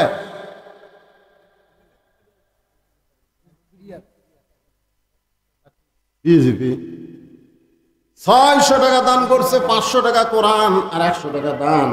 আল্লাহ তার দানকে কবুল করেন। আল্লাহ নেক নিয়ত নেক আশা করে ব্যাগ আলা, এই ব্যাগ আলা ভাই টাকা দিচ্ছে, ওই তো খালি ব্যাগ লেগ ঘুরতেছে সমানে। আল্লাহ তোমার একজন বান্দা কোরআন শরীফ বাবদ 500 টাকা দান করেছে। আল্লাহ দানকে কবুল করেন। আল্লাহুম্মা আমিন। কবুল করো, কবুল করো। মোদের কামনা দানকারীকে দিবেন জান্নাত, আল্লাহ নিরাশ করবেন না। সবাই একটু জিকির করে লা ইলাহা। এই যারা দাঁড়িয়ে গেছেন আশেপাশে বসেন, আবার আলোচনা শুরু হবে। লোকমান হাকিম কি দিছে? 1 মণ ধান দান করছে। লোকমান হাকিমের দানকে আল্লাহ আপনি কবুল করেন। লাইবুর রহমান 1000 টাকা বাকি দিয়ে করছে দান। হাফিজুর রহমান 500 টাকা দান করছে। আল্লাহ হাফিজুরের দানকে আল্লাহ আপনি কবুল করেন। আল্লাহুম্মা আমিন। আব্দুর রউফের স্ত্রী 2টা কোরআন শরীফ বাবদে 1000 টাকা দান করছে। আল্লাহ তার দানকে কবুল করেন। আল্লাহ মা ফাতেমার সঙ্গে জান্নাত দেন, জোরে বলে আমিন। মেয়েরা দান করতেছে আর মরদগুলো সব বসে আছে রে। ধান কাটা শুরু হচ্ছে। হাবিল 1 মণ ধান দান করছে। আল্লাহ এবার খালি ব্যাগলে ঘুরতেছে, করে টাকা দেয়নি।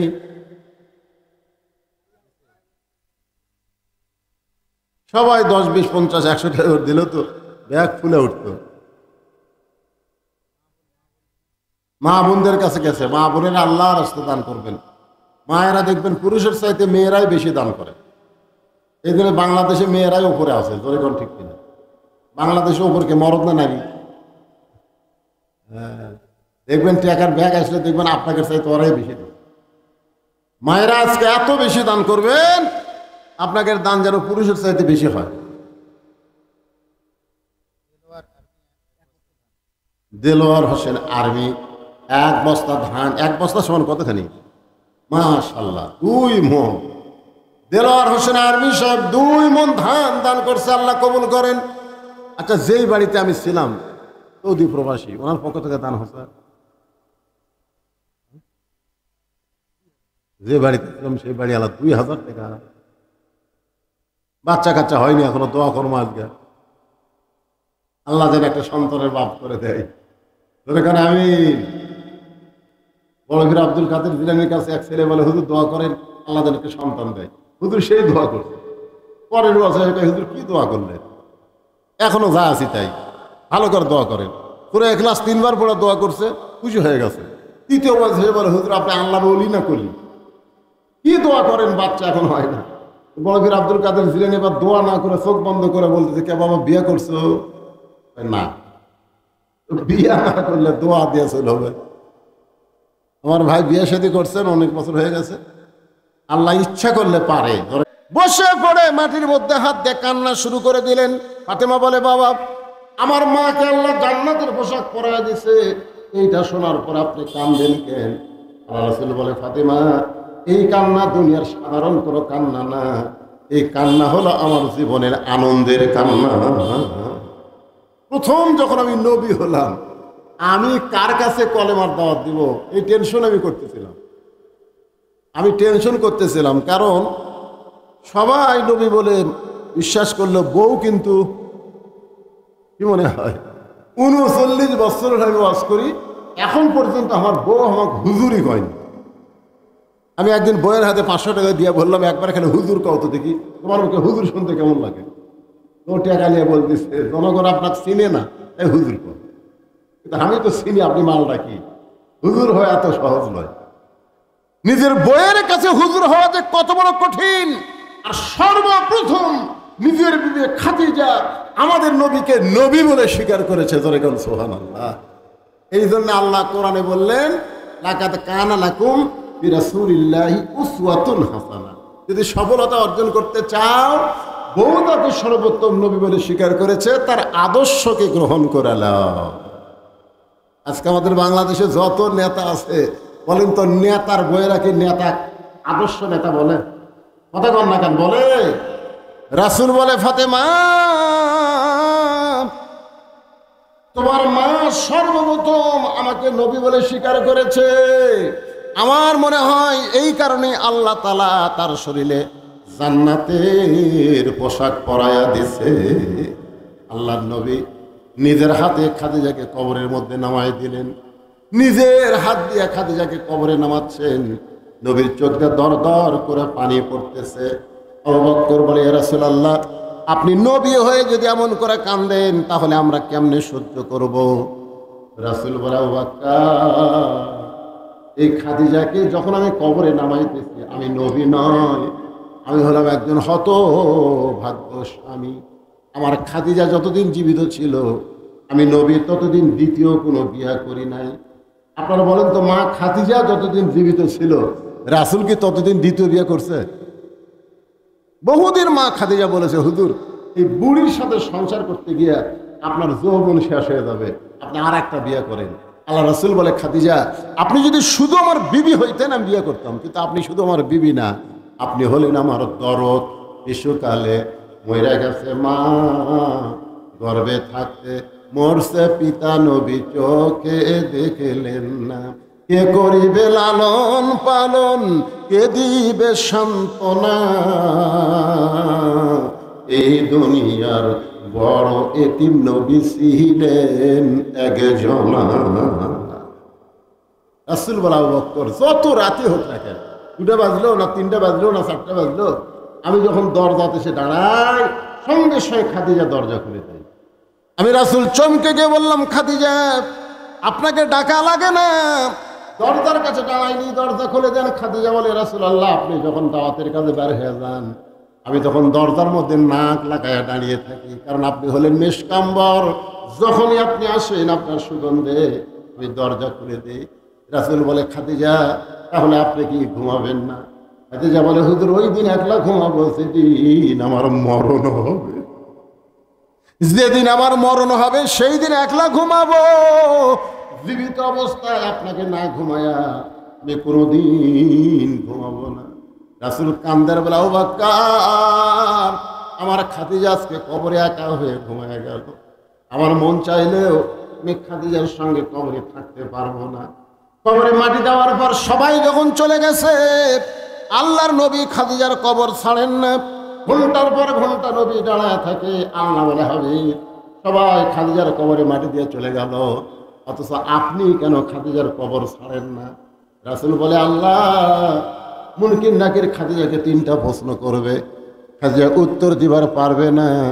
খাদিজার পক্ষে আমি একটু উত্তর দেওয়ার জন্য দাঁড়িয়ে আছি। আল্লাহ কয়, হাবিব, আপনি শুধু খাদিজাকে ভালোবাসেন, আজকে শুনে না, আজকে শুনে নেন, আমি আল্লাহ তেমন ভালোবাসি। আল্লাহ রাসূল বলে, আল্লাহ, আপনি খাদিজাকে ভালোবাসার কারণ কি? বলে, খাদিজা দুনিয়ার জীবনে কবরকে স্মরণ করে কান্নাকাটি করছে। যেই ব্যক্তি দুনিয়াতে কবরকে স্মরণ করে কান্দে, কবরের ঘরে তাকে আর কোনো কষ্ট দেওয়া হবে না। আমাদের সকলের সামনে কবর আছে না নাই? কবরের প্রস্তুতি নেওয়া লাগবে ভাইজান। আমি মনেই করতেছিলাম না যে আজকে অসুস্থ অবস্থায় আপনাদের সামনে কিছু কথা বলতে পারবো, কিন্তু আপনাদের বসার সাইজ ভালো। এই ভালো হওয়ার কারণে আমি অসুস্থ শরীর, প্রেশার বেড়ে গেছে, ডায়াবেটিস বেড়ে গেছে, এরপরেও কিছু সময় আপনাদের সামনে আলোচনা করলাম। আল্লাহ পাক বক্তা এবং শ্রোতা সকলকেই আমল করার তৌফিক দান করুক। সকলে বলে আল্লাহুম্মা আমিন। আমি সংক্ষিপ্ত একটা মোনাজাত করব। মাজুর মানুষ, অসুস্থ মানুষ, আপনাদের নিয়ে একটা মোনাজাত করব। আল্লাহুম্মা আমিন। আল্লাহুম্মা আনতাস সালাম ওয়া মিনকাস সালাম, তাবারাকতা ইয়া যাল জালালি ওয়াল ইকরাম।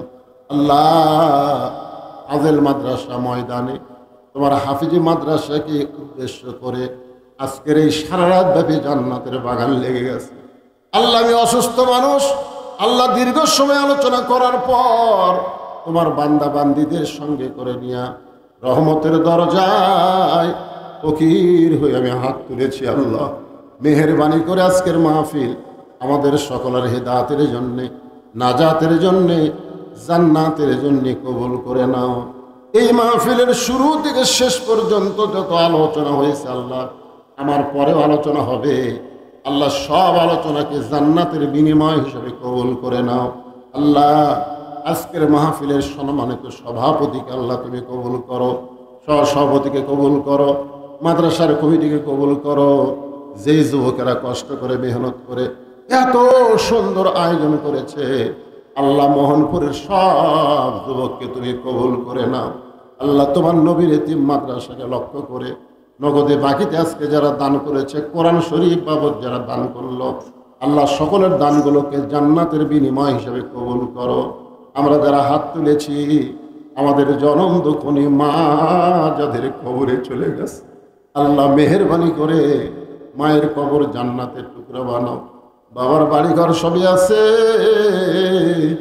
আমি সহ আমরা যারা বাবা হারিয়ে হয়ে গেছি, আল্লাহ মেহেরবানি করে বাবার কবর জান্নাতের টুকরা বানিয়ে দাও। ফিলিস্তিনের মুসলমানকে আল্লাহ হেফাজত করো। বাংলাদেশের প্রতি আল্লাহ তুমি খাস রহমত করো। আল্লাহ মাদ্রাসাকে কবুল করো। মাদ্রাসার মুহতামিম, মাদ্রাসার ওস্তাদ, যে তিনজনের মাথায় পাগড়ি দেওয়া হলো, আল্লাহ হাফেজ আলেম হক্কানি হিসেবে কবুল করে নাও। আল্লাহ মাদ্রাসার তালিবে ইলমদের কবুল করো। অত্র এলাকার সমস্ত মানুষকে এই মাদ্রাসার হিতাকাঙ্ক্ষী বানায় দাও। আল্লাহ মোহনপুরের টোল পাতাকে আল্লাহ তুমি কবুল করো। আল্লাহ সবাইকে মাফ করে দাও। আমার মা বোনেরা পর্দার অন্তরালে বসে বসে শুনেছে, আল্লাহ আবিদা সালিহা পর্দানি কবুল করে মা ফাতেমার চরিত্র দান করো। আমি অসুস্থ আল্লাহ, আমার মতো যারা অসুস্থ হাত তুলেছে আল্লাহ সবাইকে সুস্থতার নিয়ামত দান করে দাও।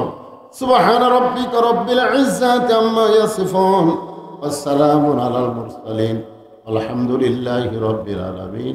ওয়াজাল আখিরাতি কালিমাতুন ইনদাল মাউতি।